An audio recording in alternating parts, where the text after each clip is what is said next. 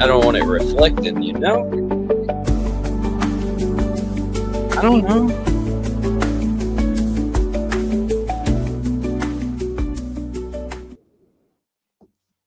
Well, hello, everybody. Welcome to Powerhouse Fence Show. I'm Dan Turbyville, and I will be your host as we go through the enjoyments of the evening. We have some events and some partners and things like that in the description. So if you want to see any links to the stuff that we talk about, check that out. This week, we have a guest appearance from a member of our team. It's been a little while since we've done that, so it's pretty exciting. We'll see how it goes. We have Claiborne. Ta-da! Hey, how's it going?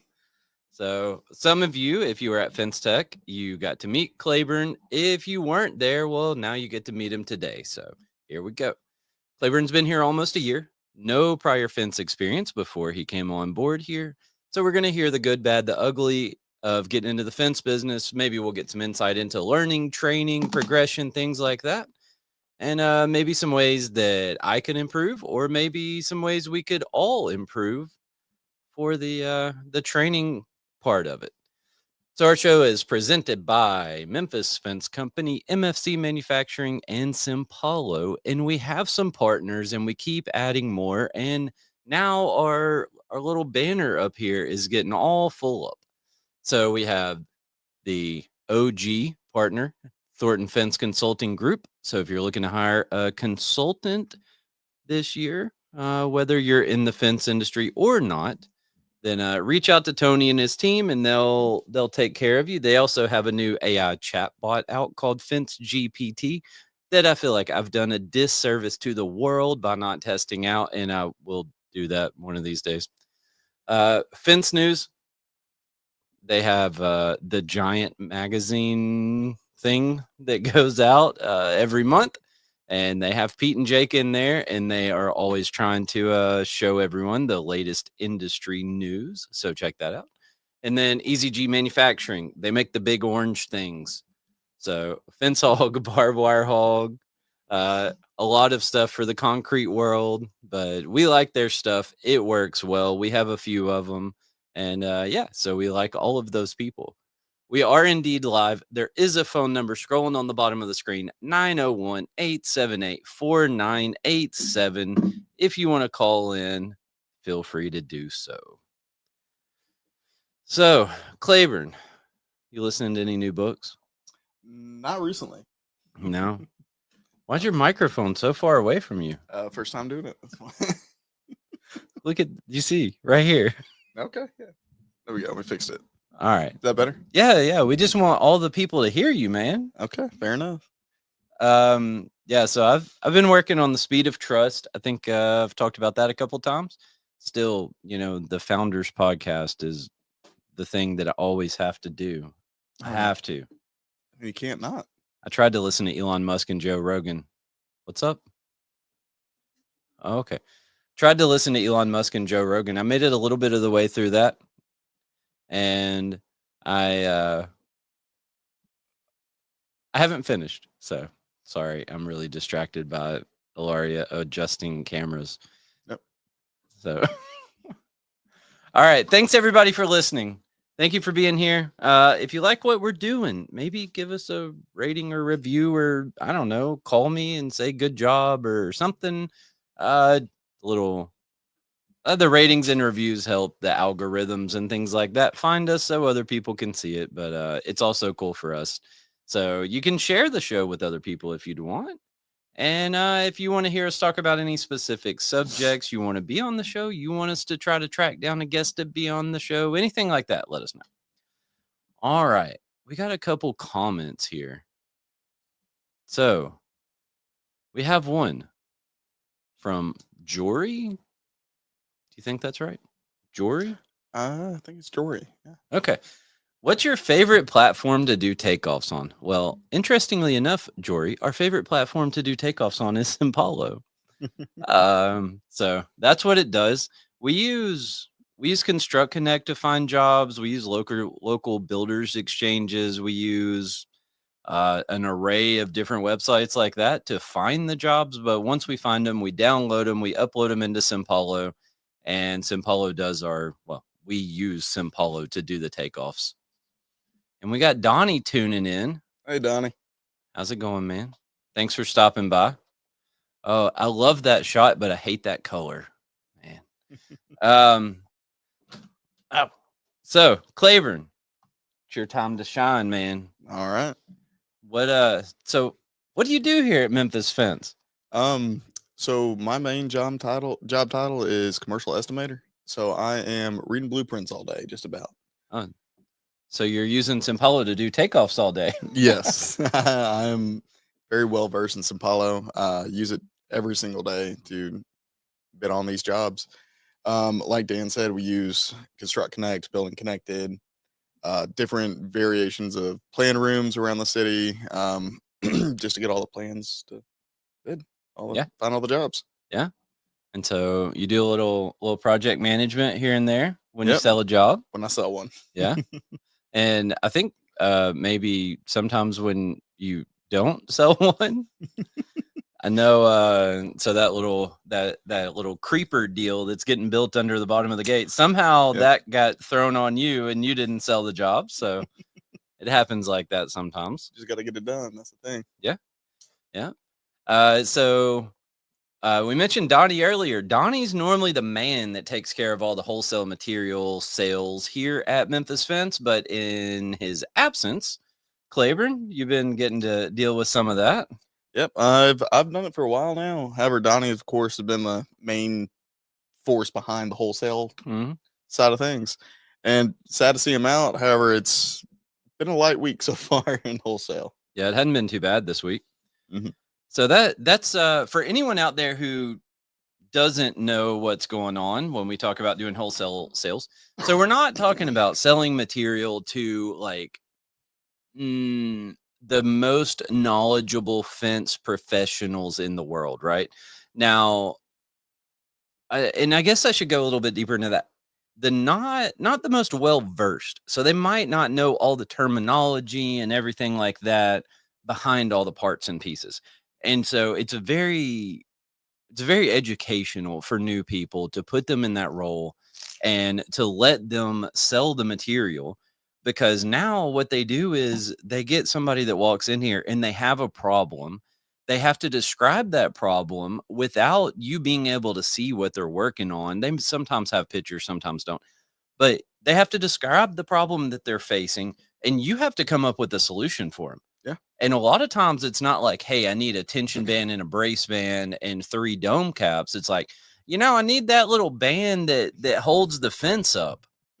Like, what? I mean, what kind of fence are you even working on? Oh, it's one of them metal fences. Like, that's kind of the level of input that you get. And so going back and forth on that thing, I believe is a really great way to actually learn what all the parts and pieces do and really to kind of like dive into expanding your knowledge, right? Yeah. I can tell you it definitely helped me learn all the parts pretty quick. Having to figure out what someone truly needed, asking what what they were trying to accomplish, and then just going off of that really helped me learn each and every part. Yeah, for sure. And it lets you, like you said, let you learn the parts, let you learn what they do, sometimes where they are, things like that. So I think it's all good stuff. Oh, wait a minute. I need to stop the show right now. I'm sorry for the interruption, everyone, but I have to stop for a minute. Check this out. Boom. So we got our new actual fence signs from JC Gurry. We got these a few weeks ago that are we put these on temporary fence. Thank you. There's some pictures posted out there somewhere of these on Z&D panels and they fit perfect, but here's the companion that goes on normal fence. So very similar, pretty cool. So sorry about that. I forgot. I knew I would forget. So anyway, all right. So you're selling some wholesale material, especially since Donnie has been out for a little bit now, and a lot of other random things too. Like there's a million little things that happen in the office that there's no way you could put them all on job descriptions or job postings or anything else. So what do you got? What say you about that? Um, Helping the yard foreman get ready in the morning. Get the radios out, make sure everyone's here. I know that's Mhm. kind of Randy's job, but making sure we have someone on the yard able to help out with the wholesale because it usually does hit in the mornings. Yeah. Other than that, it's just the little things like what is it like extra material for. I honestly don't know where I'm going with that. Okay. This is the first time I've been on a podcast, and I am definitely nervous on it. Oh, just relax. It is a little bit crazy. I remember the first time I went on. Yeah. I went on My Fence Life, Okay. which was Dan and Cannon, and I was so nervous. I You was cried. terrified. Yeah, I cried for 3 days before and after, Yeah. for sure. Let's see. We have to help the customer what they need to suit their fence and also know there are many different names for material. There That are. is a really big thing. I've been asked for joints before, and I didn't know what that was. It does just so happen that we're in the hood of Memphis, and so we're like, nah, those are next door. So they were talking about just standard top rail. Something I never heard before. I mean, everyone comes in with different names. I've heard 4 or 5 different names for tension bands, brace bands, everything.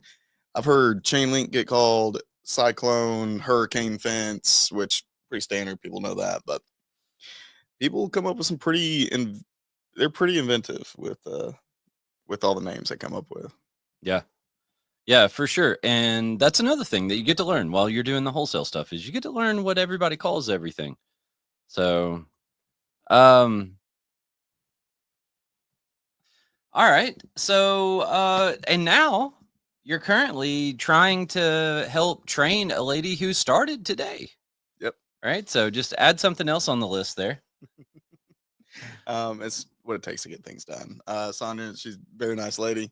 We're getting through it. Of course, it's going to be drinking water from a fire hose at first. Yeah. It's a whole lot of information to take in, especially if you've never been in the fence world. Mm. Every little part does something similar, but a little different. Tension bands, brace bands, all that similar, but different. And really learning all that is going to take some time. Similar but different. Yeah. They all go into a fence. Oh, yeah. So how long have you worked here? Coming up on a year. End of the month, it'll be a year. Into them already. It's crazy how time flies. I tell you what, speaking of time flying, this daylight savings time has got me so screwed up. I'll be just sitting here working away, and then I look at the clock, and it's like, I don't know, 7 o'clock, and I'm like, oh, crap, I was probably supposed to be home already. So my internal clock is definitely gone bonkers from that. But, man, time flies when you're having fun, huh? So you're basically practically a year into it, right? So how'd you find this job? I found the job posting through Indeed. Yeah. All right. And what was interesting to you when you found it? So, a little bit about me. I was in the residential world for a roofing contractor, and knowing the residential side of things, I wanted to switch into the commercial field. And what really stuck out on the job posting was just about strictly commercial. It will give me a great opportunity to meet with GCs and learn the commercial side of things, which is completely different than the residential. Yeah. Yeah. So the appeal to you was to get into the commercial sector of the construction world. Yes, sir. Okay. All right. Did you know anything about Memphis Fence before you found the job posting? Not a thing. Not a thing. All right. But now I do see our signs everywhere. Yeah. Yeah. When you're in the fence world, it does have a way of just like grabbing you and sucking you in. And when you go around anywhere, you look at the fence. I do it too. And Yeah. Yeah. It's crazy how it happens. Now, sometimes I'll be like on vacation 18 hours away. Not really 18, but some random place. And I'll get mad because I'm like, look at that piece of crap fence over there. Like, it doesn't even matter, Just like the galvanized post with the ornamental fence Mhm. welded on out in, what was that, Salt Lake? Yeah. Yeah. I remember you. I don't even know where you went, but I just remember you going, you won't believe what I saw. I saw this fence. I've never seen it done that way, and apparently it works. Well, it was standing. I actually saw it like a day or two later too, and I was like, "Oh, there's that fence." Maybe it was when we like went the wrong way. You did that a lot. I'll tell you, navigating downtown Salt Lake City is interesting.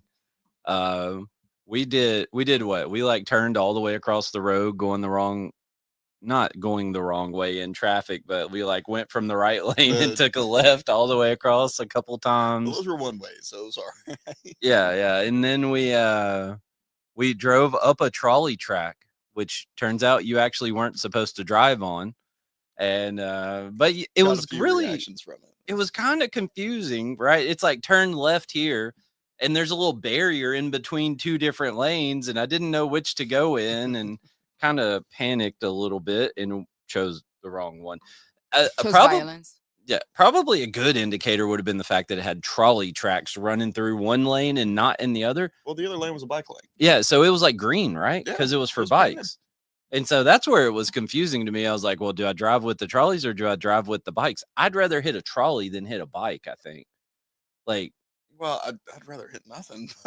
well, yeah, but I mean, if you hit someone on a bike, you're going to like screw them up, right? So I think I'd rather accidentally have a wreck with a trolley than with a bike from their perspective. For me, I mean, you'd hit a bike, it'd just be like a speed bump. It wouldn't really matter, but I don't want to do that to somebody. So, all right. So you just randomly found us on Indeed. You were looking around and you're like, oh man, I can go learn some stuff about the commercial world. So what did you expect before you came to work here? So I did expect going through blueprints. I did expect that. Mhm. I can tell you what I didn't expect. Okay. How complicated fence can be. Yeah.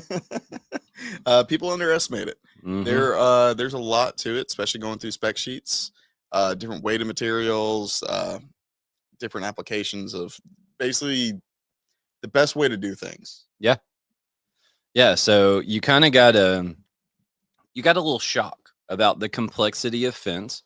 And that's pretty interesting. I think so when I heard the software developers for Simpalo, I think they too got a little shock because they're like, oh, we have to figure out some kind of way to calculate fence, no problem. And then I made a spreadsheet and sent it to them, and they called me like immediately, and they're like, hey, you lost your mind? There's something like 13 or 15 million possible combinations on this spreadsheet. Mhm. And I was like, oh yeah, that was just, something I thought up real quick. Like that'll get us started.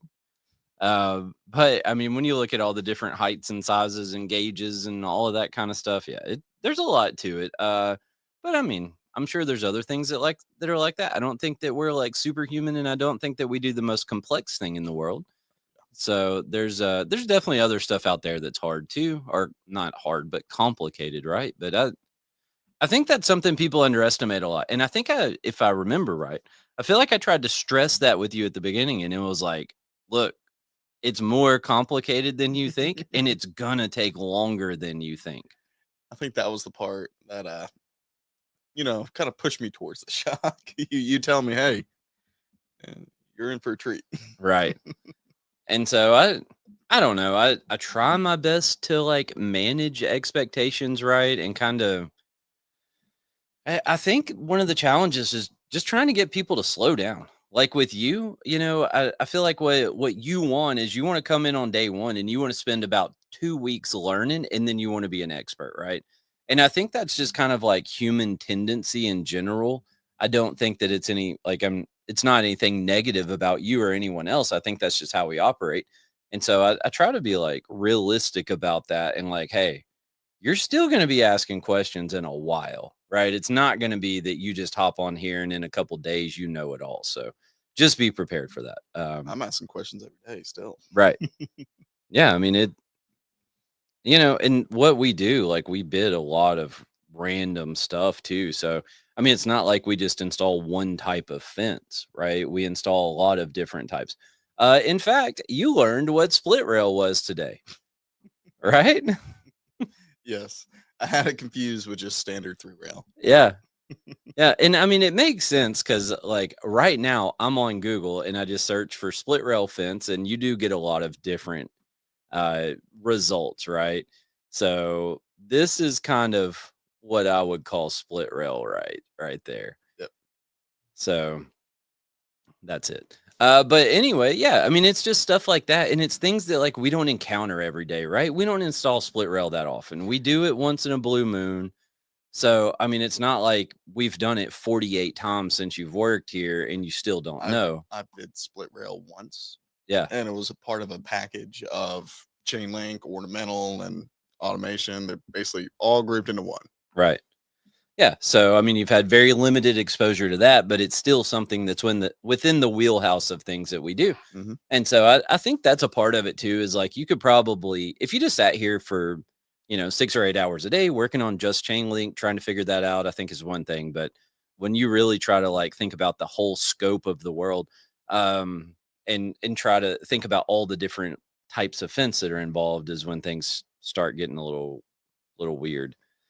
Um, yeah. So I've bid some jobs and looked at jobs in other countries, right? And like that's a different thing too, where they use different fence in other countries. Mhm. Well, one of my bucket list things is to bid a job in like an active war zone. Yeah. So I had people ask me periodically, like, where we all go? I was like, wherever you want me to go, right? If you'll pay, we'll play. I don't care. So I told a guy the other day, I was like, he asked if I wanted to bid some job. And I think it was in Atlanta. And I was like, yeah, I'm too stupid to say no. I was like, just send it to me. We'll look at it. I don't care. We'll put a price out. Yeah. Yeah. All right. So why did you take the job? What happened during the job posting, the interview process, all of those things? What happened that made you think this is a good place for me? I saw a growth opportunity here. Learning new skills, especially with blueprints, going through spec sheets, it's something I had zero idea how to do before. Yeah. I mean, I've learned a great bit here, and I still have more to learn. Mhm. And I think that's what everyone really should strive for when looking for a job, somewhere to grow. It's not just show up, clock out. You're growing every day, learning more and more, and that's just the best you can do. Yeah. Good job. Ilaria, you have a reel. Yeah, right. With those cameras. Oh, she just don't complain all the time, Ilaria. Oh, that's coming from who? We do what we can do, okay? Donnie says you're doing good, Claiborne. Thank you, Donnie. Have me feeling better. And Donnie said, good job, Dan. And then here's Adam with his crazy face. So thanks everyone for stopping by. All right. So really it wasn't about anything that we did. It wasn't any appeal to the people that were here. I mean, I guess you talked to us and you got to know us a little bit and you didn't hate us. So Yeah. I guess that was a good thing that we did, right? So it was more about like the opportunities that the job presented to you, maybe a little bit in conjunction with you thought you could fit in with the people, but Yep. Everyone was super nice when I first showed up. I mean, that really was a part of it too. It played a big part. And also seeing the size of the operation here. I mean, pretty large yard, a lot of trucks, a lot of moving parts. So it's a lot of headaches going on around out there, So that's why we need good folks like you to help mitigate and handle and like disperse the headaches. So, all right, well that's cool. This is all really good feedback for me, and it maybe is really good feedback for some other people listening too. So now I know that if I'm going to put a job posting out for something, maybe show people a way that they can personally, professionally develop, but also, maybe, hey, this is a potential career path, and maybe not put it on the job posting, but, you know, maybe at some point during the talks, like that's a thing that people like to see, right? Is how can they develop and how can they improve? yeah, at the end of the day, no one wants to be stuck in a dead end job. Right. So Yeah. Yeah. That's a thing for sure. And I don't want people to be stuck in a dead end job, right? I have this conversation a lot, but so I really like that people grow here, right? Like not talking about present company necessarily, but I like to extend opportunity to people that might not get the same opportunity in another situation or at another business or something like that. And really it's just about like the character of the person that I see, and that's when I like to extend that. And I like to think that wherever Claiborne and other people that work here wind up in life, like we've been a part of that journey, right? And we've been a part of their personal, professional development that leads them to wherever they go. So I'm a pretty realistic person and I want everybody to stay here until the cows come home, but I also understand that it's not things like that don't happen that often anymore, right? A lot of people change jobs every few years, and no matter where they go, they always take a little part of what they learned here with them, and they can use it in the next place, and they can, pick up some new skills there that we don't know. So I like that. That's cool. Yeah. Yeah. So we've already talked about this a little bit. So it was fence was definitely more complicated than you expected at first, right?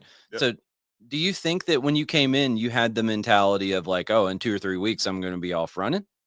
I don't think it would have been like 2 or 3 weeks. I figured it would be, I don't know, 6 to 8 weeks. Mhm.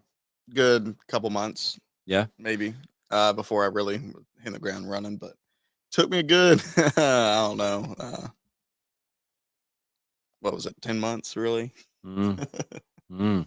So how did you feel when you hit that 6 or 8 week mark? That was kind of what you had planned on, you know, like your anticipated date. How did you feel when you got there and then you looked at what you learned?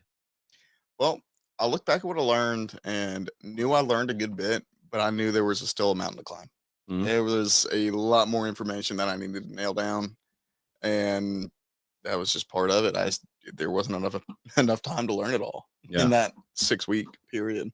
So you didn't get like 6 or 8 weeks in and be like, oh gosh, I'm terrible. Nothing like that. It was like, okay, this is where we are. We got to keep going. Yes. Yeah. That's cool. That's cool. So what do you think about bid and fence jobs, man? I like the simple ones. uh, Been fence. Still trying to nail down the out of town jobs, Mhm. but bidding in town chain link, very straightforward. Yeah. Yeah. So you think that when you say straightforward, like you have a good grasp on all the different specs and everything like that that are out there, and then kind of how to anticipate issues that might arise on a project? Yes. So the anticipation aspect of it, I think I'm picking that up now that I'm running some of the ornamental sales calls. Mhm. So that's really gonna help me grow in that aspect. But then again, when you're looking at plans, everything's flat on a plan. Yeah. Yeah. So it's getting out there, getting on sites where you really see the issues come if they don't have an elevation map or anything to show grade for the Yeah. plan site. Yeah. So you think grade is kind of the biggest surprise that you've encountered? Um, I'd say so, yes. Yeah. So what about our fantastic project that we're working on right now? That's that ornamental job on the retaining wall. Yep, completely different than I expected. So we have a job. I'll just kind of fill everybody in on this thing. So we have a job, and it's ornamental fence. It's going on top of a retaining wall. It's I don't know what 800 feet or something like It's like 600. it's seven. It's in the middle of 700. Okay, all right. So but between 7 and 800, somewhere in there. Yes, sir. And so we bought this product from a manufacturer who is you wouldn't think that you would have got what we got. I'll just say. And so we got fence, and the orange peel on the post was insane. And where we screwed up was our installer went out there and he just starts putting it in. Do, do, do, do, do, do, do. And then next thing you know, he's got like 70 posts in the ground. He's like, oh, hey, you might want to look at these posts. That's a fun phone call. Yeah. Yeah. So then we get to take them all back out, get replacement post. Those replacements came in and they had a new problem where like I guess it was where they rolled the tube and welded it together. It was on the side with a seam on it. Yeah. So it was all the corners were square except for one side. Yeah. And I didn't even know that was possible. So this one face of the tube was like wavy all the way down, and like you could see the seam. So one side of the seam was flat, the other side of it was wavy, kind of like that. And it was the craziest thing I've ever seen. I've never seen a piece of tube that was like that in my life. and they sent us a whole bundle of these pieces of tube. So needless to say, we didn't put those in, had to order another batch of them, Yep. got those, and I think those are the ones that aren't actually square, right? Yep. And so we've been like fighting getting the bands to go on them because they're a little bit out of square. And oh man, it's been a freaking fiasco. Yeah, I've definitely learned a lot about ornamental on this install. I'll tell you, Yeah. tell you that. So you got a good one. And so this is probably the first time that you've managed a job that has had like complications, right? Yep. Yeah. I mean, you've maybe hit a couple of bumps in the road before, but like this is the one that has a real, I'm sitting here showing an ad, right? This is the one that's had like real complications. So Most of what I'd run into would be, oh, they need us out there tomorrow. yeah. And that was kind of the biggest problem before this job came up. So what have you learned? So what have I learned? Mhm. Triple check everything. Mm. Triple So- check. So when these posts show up next time Mhm. and they're I'm- nicely packaged and wrapped up and all of that, what are you I'm going to do? pulling every single one of those things out. So now we're going to pull the package apart and we're going to inspect them. And so the tricky thing was the time that they showed up with the seam and the wavy on one side, those actually, if we opened the package, Yeah, I opened it. It came in and I knew there was problems with the orange peel. The first thing I did, I went and cut that thing open. And it looked perfect from right? the top view. So it was like they had turned all those wavy seams to where they were all hidden. Yeah. Who knows if that was really someone's intention, I don't but think there was any ill intent behind it. maybe. It also is kind of a crazy coincidence that all of those seams were hidden in that bundle until you got on the job site, busted the bands on the bundle and started pulling post out. And then it's like, oh crap, here we go again. Right. Yep. So, and the job's only 20 minutes away from our office, something like that. So it's not like it's that far away, but still, you got a crew, you load them up in the morning, you send them out to the job site, they get there, they try to go to work, and it's like, oh crap, now we can't do anything. So by now it's 8:30, 9 o'clock in the morning, whatever it is. And what do? You got to bring them back here, unload, reload, and then you get maybe a half a day on some other project. Like If that. Yeah. You know?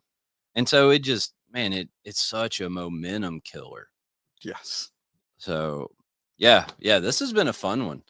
And then I think maybe we learned some things about when they say they're going to install sleeves behind the retaining wall for us. Yep. Give them to fix it. So what we wound up with is the fence was supposed to step, right? Yep. It has to step. And you get this problem when people put sleeves behind a retaining wall to where the sleeves don't line up with the steps in the wall. And so then you wind up with your fence either being too high or too low, and it can't step with the wall. And man, I really don't like doing jobs that are like that. But that's I've told contractors after this one that I don't want sleeves. I'd rather do something else. yeah, but it's also a pain in the butt to dig a hole because they backfill it with gravel Mhm. and there's that fabric all in the wall and everything else. So it's just a tough situation. Putting fence behind a retaining wall is a pain in the butt. Yep. I guess it depends on the type of retaining wall. Yep. So we did have one that was right after it went flawlessly. Poured retaining wall. Rodney helped with that one. There was no gravel backfill on it. So it was pretty easy on that. Yeah. So have you learned any tricks that you could share with the viewers here for getting the missing information? That's a struggle. Everyone in the fence business, if you bid jobs off a set of plans, you have ran into this problem with some consistency where you go to bid a job and you don't have the information that you need. Bug the GC. So you don't have any like secret tactics up your sleeve there. I mean, you go through, get all the information you have, and let them know the information you need. Once you go to the GC, then they'll go to the architect, engineer, whoever, and figure it out for you. Because I'd much rather bid to spec instead of taking a chance and bidding some way which I think is right, and then it caused problems in the back end. So I'd rather just be clear on the front, figure out what's going on, especially with gauges and all the Yeah. materials back. So how often do you present these problems and send a list of questions to a contractor or multiple contractors and you get a response? And getting a response is the good part. Sometimes I don't. I message about, I'd say, out of every 5 jobs, 2 or 3 of them. Mm-hmm. So 40 to 60% of the time you're asking for more information. So when you ask for more information, is it like a 50-50 thing where you might get something back or better or worse? 50-50 that it's going to be correct. Yeah. I've been asked for 20 weight, or no, not 20 weight, 40 weight ornamental before. Oh, nice. Yeah. That's why they did the galvanized post on the ornamental fence. They asked them for 40 weight post. So I could have just done that. Yeah, now we got it. We figured it out, man. That's what happened. So I did this the other day. I was going back and forth with a guy about a permit, and the whole permitting situation in Shelby County is a story in itself. But I was going back and forth with a guy, and I asked him like, I don't know, 6 or 8 questions, and I think he responded to half of them. And I was like, okay, what about the other half of the questions? And then he responded to like 2 or 3 more, and there was still one question that it was like he just didn't want to answer. So I kept having to go back and be like, hey man, come on, give me something, you know. That's what So it takes sometimes. yeah, but like that situation, I didn't have a looming deadline. Yeah. Right. And so when you're bidding with these GCs and you have this looming deadline and it's like, oh crap. Make sure you pay attention to that RFI date, that Yeah. RFI cutoff date. Yeah. So I think what you just said is it's important to look at jobs ahead of time instead of wait until 2 or 3 days before bid date. Was that what you said? Yes, that's it. Okay. Verbatim. Yeah. Yeah. So you gotta stay out ahead of them, right? You gotta stay. Isaac Alexander, thanks for stopping by, sir. So yeah, like I said, you got to stay out ahead of them. I mean, that's all you can do, right? And we just do the best that we can, and we try to get as much information and the best information that we can. And then what do? We just kind of make assumptions and fill in the gaps, or what? I wouldn't say make assumptions. Educated assumptions? Is that a thing? Educated assumptions. I think that's is that like educated guess's cousin? Yes. Yeah. Okay. So, the way I think that I try to handle it is I try to do what I think is right. Yep. And that's it. You know, I try to understand the intent of what they want the fence to accomplish and what they want the specs to be. And then if I don't get all the information back, then I try to just fill in the gaps, understanding the intent, which I think that's a whole nother thing to learn, right? So you can sit there and you can read a book. I love giving people the Master Halco book, right?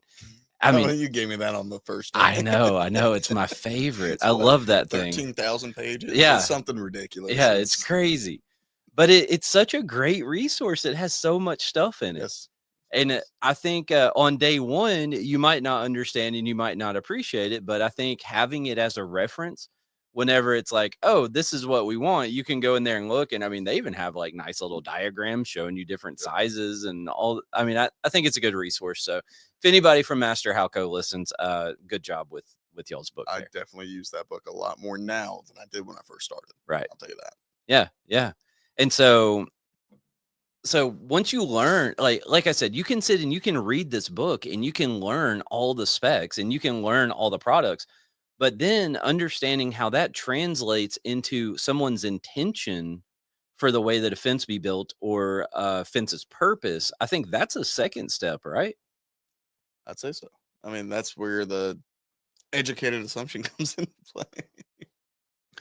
So now we have to make an educated assumption at what their intention is even. Yeah. So you got to, again, if you're looking at projects far enough out in advance and then you're not like rushing and cramming last minute, then that probably gives you a little more time to think about that, right? And kind of 100%. Yeah. It lets you breathe for a minute instead of just go. You really get to be able to think about it. If you have a week till bid day and you know an addenda is probably going to come out, which always ends up coming out like the day before. Yeah. Yeah. And then sometimes has something on there that means something to you. Yep. My favorite is when you get like 17 that come out and you sit Oh, there and yeah. go through all 17 of these jokers and ain't a nana nothing about fence in there. That's It's my always a fun favorite. one. Always a fun one. Now, ones that are better where they do adjust the fence, Mm. where you have 3 or 4 changing the fence line, changing the material, changing what they want, really. The day before. Yeah, I've seen that, and they didn't extend the date. Yeah. They switched from galvanized to black vinyl, and they're like, oh, they can figure it out. Oh, it's just old fence. It's just old fence. They got that. Yeah. It's so, how often do you see that, you think? See them switching the fence last minute? Yeah. Honestly, not often. Yeah. So it's a thing that you encounter on occasion. Yeah. Yeah. I think I see more so the fact that they don't do anything to the fence. I'd say that too. I've seen plenty of plans that say fence. It just says fence, gate, fence. That's all it is on there. Yeah. You know, I just bid this this crazy job here. Yep. And yeah, you almost screwed up, didn't you? And so this Joker, it's got like, you look at the fence drawing. I kind of like the way that they did it because you look at the Yeah. drawing and it has like the description of the fence. Yeah. And it's not like there's no heights or, you know, none of that kind of stuff on the drawings. But then you go to the spec book and they have the matching description is like a part of the fence specs. And so then there's all the fence specs. Now, the downside of their spec book was that they had 42 different fence specs in there. And like you had to kind of narrow it down to, and you know, really pay attention to all the words. It wasn't like you could just glance through those 20 words that was the name of the fence and then go to the spec book and be like, oh, there it is. Because there was some of them that were just like a little bit off. And Yeah, and that was a fun one to go through. I'll tell you that. yeah. Yeah, I enjoyed it. Also, that one wasn't to scale, Mm-hmm. so that was Yeah, I also fun enjoyed to that deal too. with. Actually, so we have an NDA on this job and so we can't really talk about anything, but basically I went back through the drawings and I redrew the whole layout on a piece of paper. Oh, okay, And so I didn't go that far. I had to get prices on it. Like I had to go through all of this crap. But anyway, it was an interesting one. So I like those though. I like those like jobs that I get to bid that are kind of challenging and I actually have to like spend time working on it. So I hear you say, oh, I like the straightforward local chain link jobs. Like, nah, man, that's boring. I want something hard. Look, I'll get there eventually. You got a head start on me. Well, I think it's just kind of a part of who I am too. Like I just like the challenge of stuff. So that's why we talked about my bucket list, right? Is to bid a job in an active war zone. Like I didn't say I want to do it. Right. I mean, yeah, that would be interesting. That would be a whole nother thing. But just going through the steps of submitting a bid on that job, I think would be a cool little adventure to go on. So I like that. I like that. All right. So what about follow-ups, man? You got any good advice on that? You got any way that has been successful? I've been successful many times with the follow-ups. What? Working on one right now. It was out to bid, and I waited about a month before reaching on out, seeing if they needed anything else, and it actually led to the conversation. We ended up bidding it about 8 different times after that, but we were able to work with the contractor and figure out what they really needed, what best suited the project. Yeah. Different variations, different heights, different styles. It was a fun one to go through, but the only reason I got that job was for reaching back on out to him. Yeah. Man, those follow-ups work, huh? I'd say so. Oh.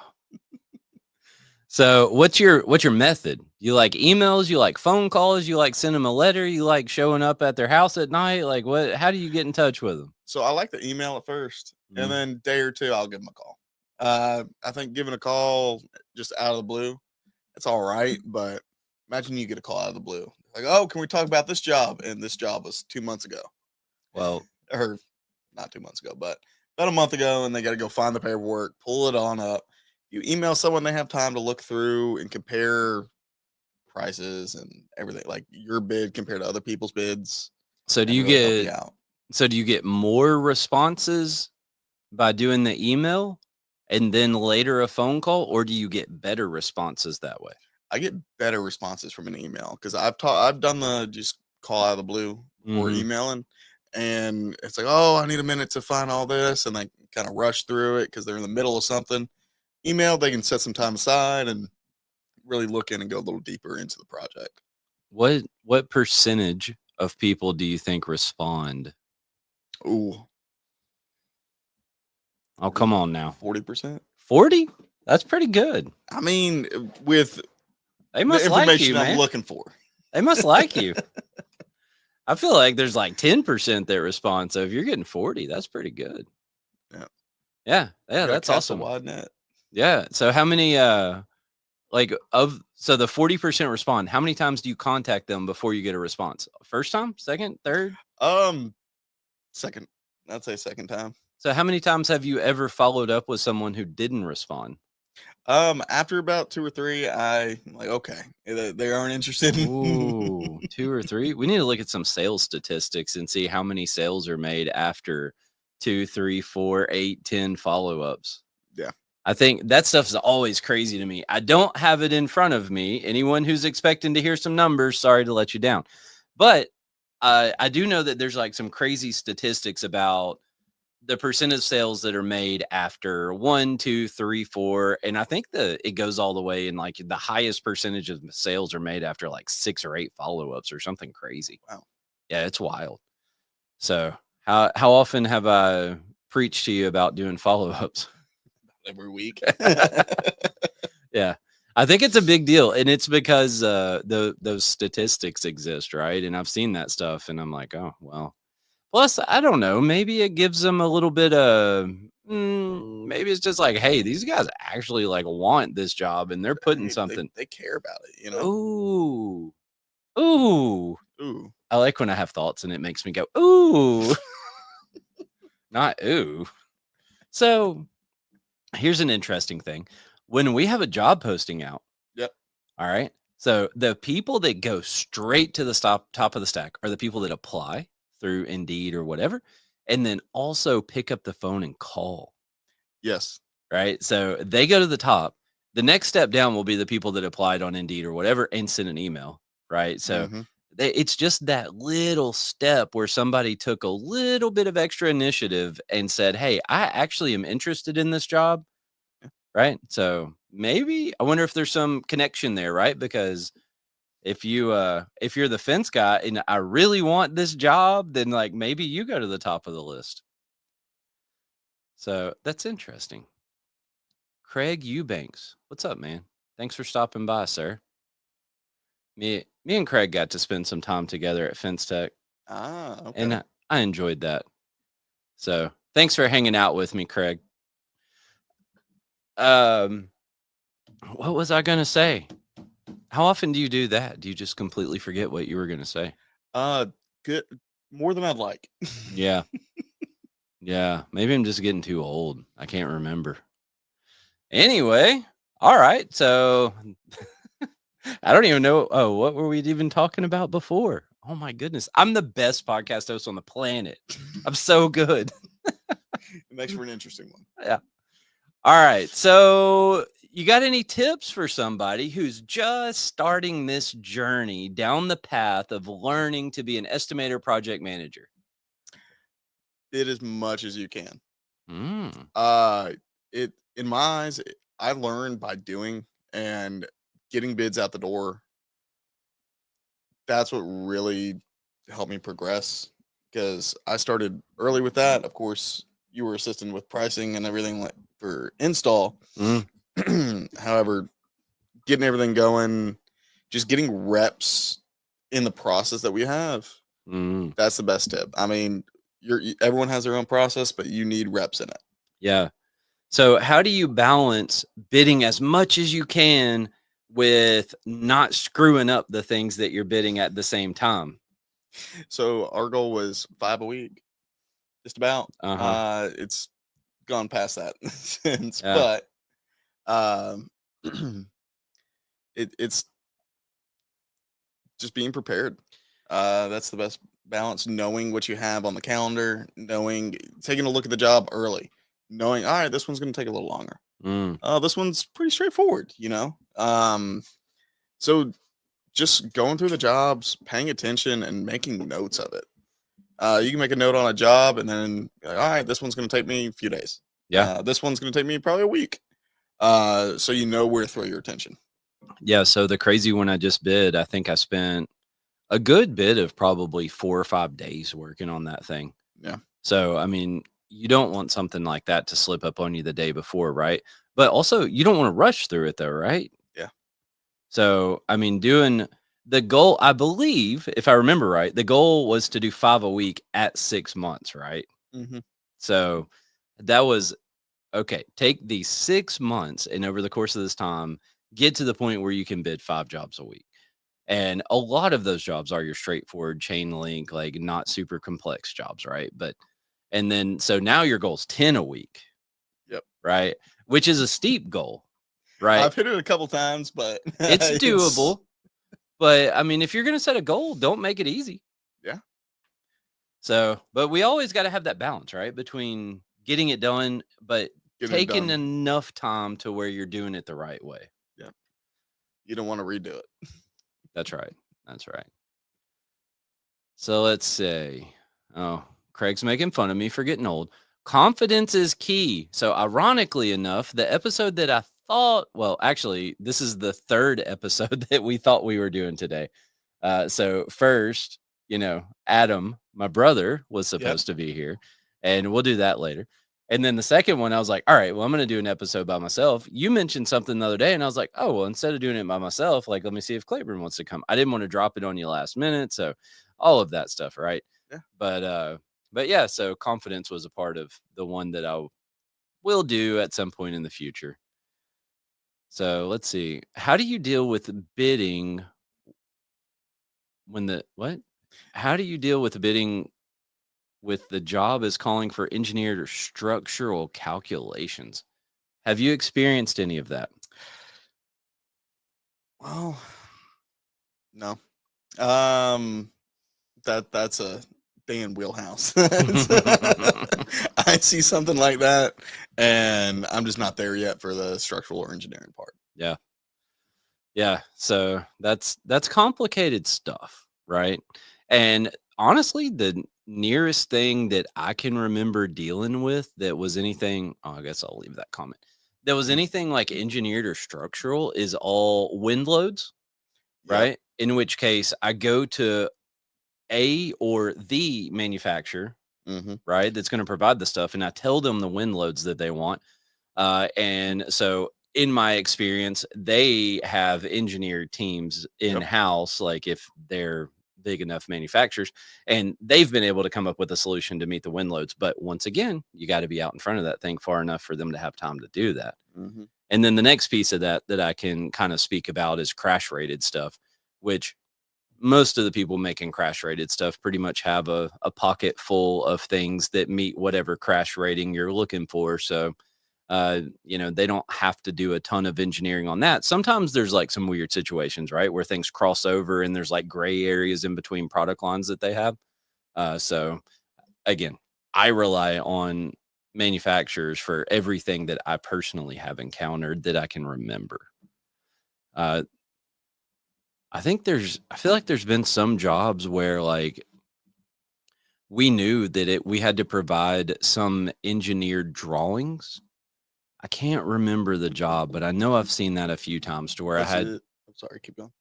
I was just going to say, I know I've seen it a few times where I had to provide engineered drawings. And in that, I just like put some money in there to hire an engineer to get them to draw it. But I also like went by the specs that were in there. So I don't think it was just like you have free reign, design a fence that meets these criteria. Right. But I was thinking, was it the one that Zach and I looked at when I first started? I don't know. No, you don't remember that one? No. Some giant reinforced footings on that 13.5 foot tall. You don't remember it? Nah. Yeah. Nah. Sorry. Oh, come on. I got nothing for you, man. All right. You got any tips or I mean, this can be feedback about me. It can be tips in general. Could be things I did good. Could be things I did bad. Right. You got anything that you can talk about for training people to fill this role? Yes. So everyone learns differently. Um, kind of got to get a feel for the person first, but you don't want to just throw them into the fire day one. It may be beneficial for some people, but not for everyone. I felt like I got tossed to the fire pretty soon after I started. Oh, jeez. Yeah. Get You out of can here, agree. Ilaria. Well, it also shows that you have faith and trust in us. Yeah. So that's a part of it. I believe that when we make hiring decisions, we make good decisions, and I believe in pushing people as well.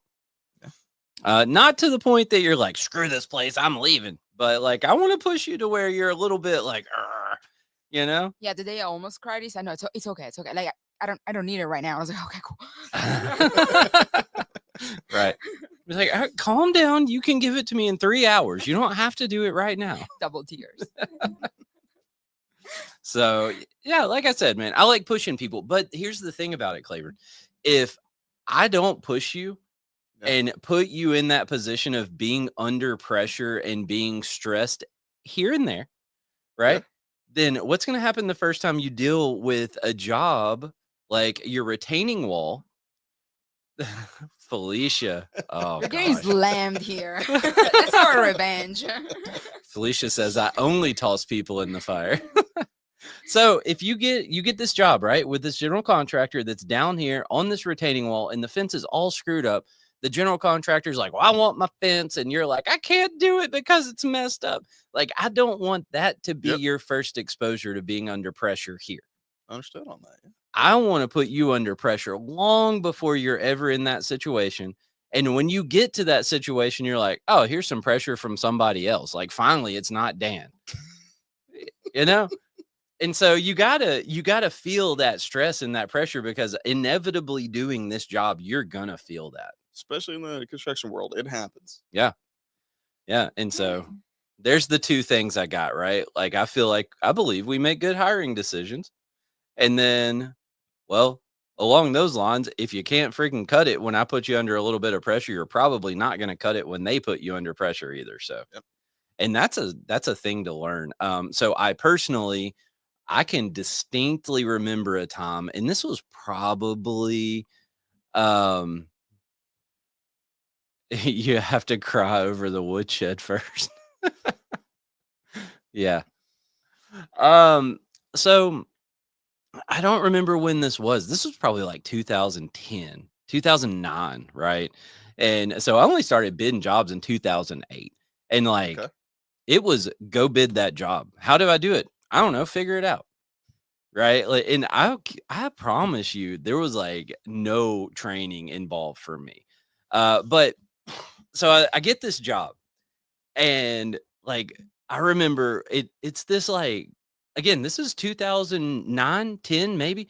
And we're doing this job and it's like a $400,000 job. I've never done anything like this in my life. And it's just my baby. And there's like no one who is on this team here that's going to provide me really any assistance, right? And so I'm like, oh gosh, here we go. And so we start trying to do the job. And I remember the superintendent calls me and I know the guy and he's a super good guy. Like I like him. But I remember he called me and he just starts freaking blowing up, like completely ballistic, going crazy. I had no idea what to do. And like I freaked out and we were walking in the street because we were going to flip a gate in the gate shop. And I just handed the phone to Randy. Right. Randy knew nothing about the job or anything else. And I was like, I don't know what to do here. And so Randy's just like, what? And like Randy immediately was like, whoa, you need to cool your jets, man. Like, calm down. We're going to get this sorted out. We're going to get through it. Like, we're going to do the best we can for you. And you're going to be happy, right? We're going to accomplish the things that you need us to accomplish. But I didn't know what to do. So, like I said, I like exposing people to not to that extent, right? But a little bit of that kind of stuff. Felicia's been exposed to some crazy customers here, or she was when she was here. And, actually, I think a customer got on Felicia one time, and we fired the customer as a result of that. So I don't like customers that are too much, right? They get a little crazy. So That was also another part of why I wanted out of the residential world. yeah. In fact, the customer that I'm talking about was a residential customer that got fired for the way that they talked to Felicia, and I think someone else that was here on our team at the time too. I can't remember. But anyway, all right, so take it easy throwing people into the fire. You got anything else? Not right now, no. That's it? Oh man, I I can live mean, with that. it depends on the person. It helped me getting thrown to the fire. I'll tell you that. Mhm. It may not help everyone though. Mhm. From there, it's just being available for people, Yeah. answering questions wherever you can, trying to make sense of it to them. Because again, they're coming in with zero knowledge, and I now have a year of experience in this world. You have 20, 20 years, just My about lifetime. lifetime. Some people have been in it forever, and not everyone's at the same level of knowledge, especially on parts and everything like that. So, really, just taking a second to explain the what the parts do and how they interact with everything else will really help someone move forward and learning to where they won't have to ask that question again. So explain better. Yep. I'll tell you, that's hard too. Mhm. And I think it's hard. Like, put yourself in the position of someone asking you how to tie your shoes. Or like how do you put your shoes on? How do you go from them sitting in the floor to them being on your feet? So you just do it. Right. And so it's one of those things that you find yourself in these positions where it's like you just take it so for granted that it's hard to explain that thoroughly all the little steps involved, you know?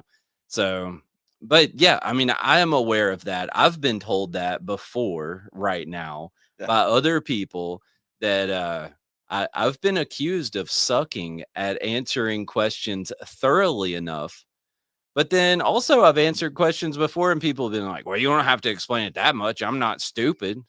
And it's like, come on, man. Like I explain too much or I don't explain enough. It's hard to hit that sweet spot in there. Yep. So I like this. This has turned into a roast of Dan. Yeah. Wasn't planned this time. And that's cool. I don't mind. I know I have my flaws because I indeed am human too. So I do the best I can, but it is hard as the trainer to keep in mind that you have to slow down enough because the person you're talking to doesn't know anything. And I'll tell you another thing that I also did. One time this guy asked me the name of a finial. And I said, I've told you the name of that finial before, and I'm not going to tell you again. You go figure it out yourself. Right? I This bet is he didn't rude. ask it again. It was rude. But I promise you to this day, he knows the name of that finial, right? Yep. And so, yeah, it was rude, right? It was, I admit. And I don't know that I would handle that situation the same way today, but I did it then. Was it the right thing to do? Probably not. Like I said, probably wouldn't do it again, but I bet he remembers the name of that thing. To this day. Even So- if he isn't in the fence world. He actually changed field after that. He's Right. like, no He's more. like, no. I ruined the whole fence industry for this guy. So today you asked me a question this morning. You text me. Oh, yeah. And I intentionally ignored that question. I said, I'm not going to answer that. There's someone in that building with you right now that can figure this out. Yeah. And well, the thing is, we had it figured out, and password just wasn't working for it. So I text Dan. I was like, "Oh, Dan must have changed it." You know, I'm like, "Okay." So, all right, real quick, we're already past time here. So let's get a little bit of feedback and your impression of Fence Tech. It was awesome. It was a great experience. It really helped me meet a lot more suppliers, which I'm still needing to reach out to. However, seeing all the products on the line, seeing basically just networking was a great opportunity for me. I really did enjoy it. I don't know how to say this. Just don't cry. Opened my eyes to how large the fence world actually is. That's cool. So you got to see that it's a little bit more than just old fence. It's more than just the standard privacy fence in your backyard. Yeah. Yeah, that's cool. It is it's a big oh yeah, Craig interviewed you. Oh no. Gonna release our interview soon. That's hilarious. So what, you got interviewed twice, right? Yep. Yeah. Twice. Yeah. So I think I'll tell you a little secret. Craig came over and he's like, "Hey, you got time for an interview?" I was like, "No, you're doing Claiborne." I knew it. Uh, I mean, you gotta have those interactions though. You gotta get out of your comfort zone. Yeah. Obviously, I'm not the most comfortable on a podcast or in front of camera, but it's something to help you grow. he said I'll you tell did good. I haven't seen it, obviously, but he said you did good. Keep that in the library. Done. So was FinTech more? So if you want to see that, I don't know where you're gonna release it, Craig. I assume on the FinSky Friday Facebook stuff. So maybe he'll answer here in a second and tell us where we can see it. All right. So was it more or less than what you expected, or what kind of how was your expectation of FinTech versus what it was like when you went there? So Nashville was last year, correct? Yeah. 2024. And the thing is, y'all were raving about how large it was, how many people were there, and it was still a lot of people out in Salt Lake. It Mhm. just, y'all even said it was slow. Well, no. But not slow in a bad way. So it Yeah. wasn't slow. No, it was a little bit more peaceful. Yes. Okay, So that's probably a better way to put it. Nashville was 100% chaos. Yep. And that's what I was going into 2025 FinTech expecting. I was expecting just pure chaos. It was more people trying to talk to us than we could actually talk to. Yeah. Right. So in Salt Lake City, like the entire days, we were interacting with people, right? It wasn't Mhm. like we were sitting around half a day not doing anything. So there was constant interaction. And so the thing that I liked about it was like our interactions with people were manageable, right? Mhm. There were a few times where there were people just like standing there waiting to talk to someone, Yeah. but it wasn't to the extent that it felt like it was in Nashville. And so that's good. Yep. We got to take time and actually talk to people about the product, about Simpala, Yeah. and really spend time instead of rushing through it because you had a line of 6 other people behind them. Yep. Yeah. So I think that was pretty nice. So can you see the value of someone attending these type of events? Let me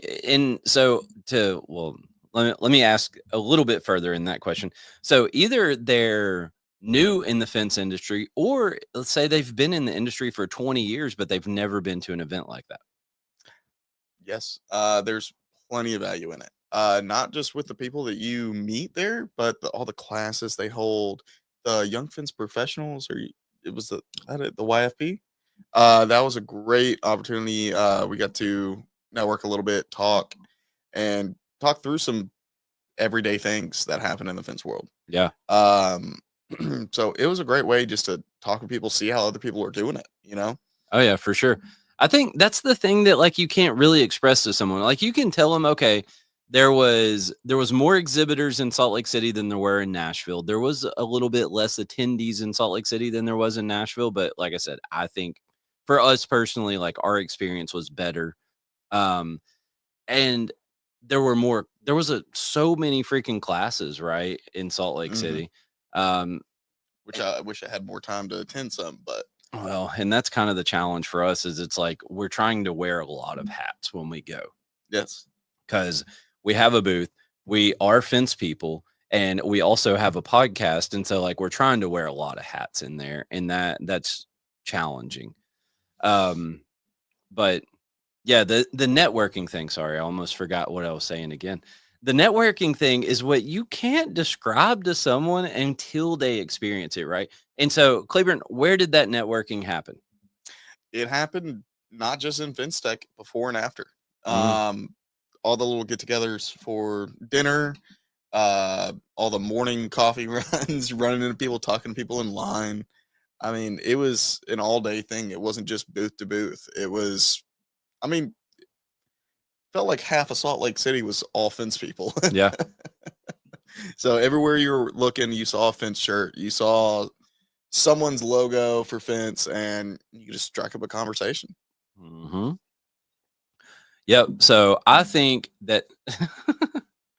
All right. So Craig says he's going to send us the reel. I don't really want to see it before. I just want it to go out there and then Oh, we see no.